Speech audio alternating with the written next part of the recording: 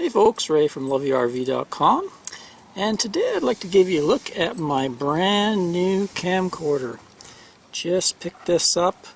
Been wanting a new camcorder for quite a while, mainly for the Love Your RV YouTube channel here, and I got myself this FDR-AX53 4K camcorder from Sony. So I have a few main reasons I decided to upgrade, so I thought I'd let you know why I wanted to upgrade. I'll do a full review after using it a while, but this is just a quick look at it and give you kind of some of the reasons why I wanted to upgrade from my old camcorder. So let me just give you a look at the old one I've been using for 6 years now. So here's the oldie.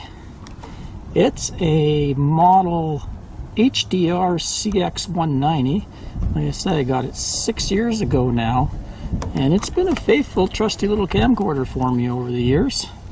Done a lot of videos. I think we're up to 370 something videos on the YouTube channel, so it's been a goodie, but it lacks a lot of features that I wanted. Of course, this thing went for around $300 or $400. The new one is over 1,000 Canadian, around $830 something American. So it was quite a step up in price. But the main thing I wanted was, you can see here if you look close, that's where the microphones are on the old camcorder. And it also didn't have an external mic input, so I was kind of stuck with those. And no matter how I covered them up with foam or anything, I'd still get a lot of wind noise when I was video recording with it. So that was a major reason for me to upgrade. I think maybe the wind would get in behind the lens here or something. It's just plasticky, so it is a good old camcorder. I'll probably keep it around for using it, maybe for bee footage or something like that, or just throw in the truck so I always have a camcorder handy. So let's get a look at the new one. So like I said, the number one reason for upgrading was to get better sound for y'all. You can see here on the top of this camcorder, this opens, and that's like a hot shoe, dedicated hot shoe for Sony microphones, or it can be a cold shoe and hold any type of aftermarket microphone. And over on the side here, there's a port, a microphone input port, so that way I can get the external microphone that I choose. Maybe you guys can help me out here on my choice. I'm thinking of early on just getting the Sony one, but I know there's all kinds of other ones like Rode and a few other ones. The big reason to get an external microphone is, like, this thing's got pretty good microphone right up here, and actually does 5.1 surround sound, but if I can get an external microphone, I can use one of those wind muffs. Some people call them a dead cat, and they're like a fluffy muff that'll get rid of all that annoying wind noise. So that was the main reason. The next reason was zoom.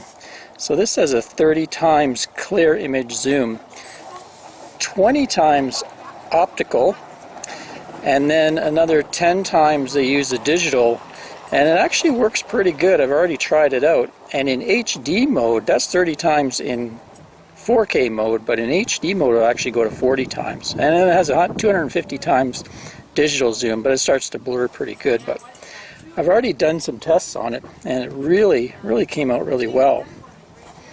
The next thing is image stabilization. So let me just open it up here. I don't know if you can see, but if you can see that lens moving on the inside there. This thing has 5-axis, kind of like a gimbal action, so that, you know, when you're walking, you get a nice clear image still. So that's awesome. That was one thing I liked about my old camcorder. It had pretty good stabilization when I was hiking and things like that, or moving around. This one takes it to the next level, you can see in there.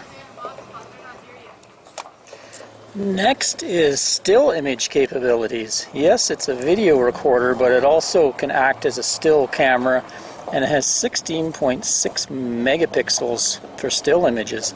So in a lot of cases I won't have to bring along my still camera.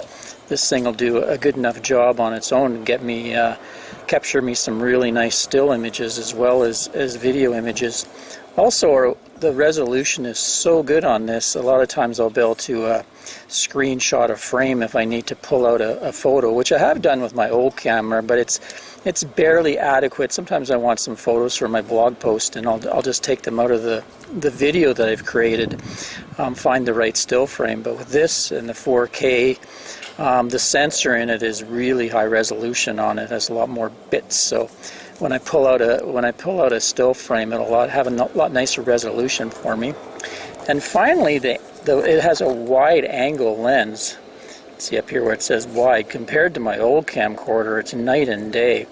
I'll just give you a few, like a test shot shooting onto the rig, and you'll see how much wider this is at its zero zoom level. Which what it does is if I'm trying to show you something, say in the rig or in a tight spot, the other one I had to back the camera way out, or sometimes I just couldn't. Whereas this has a nice wide viewing range, so be able to show you things in much greater detail to get more in the frame. So that's one of the big reasons I really like this one.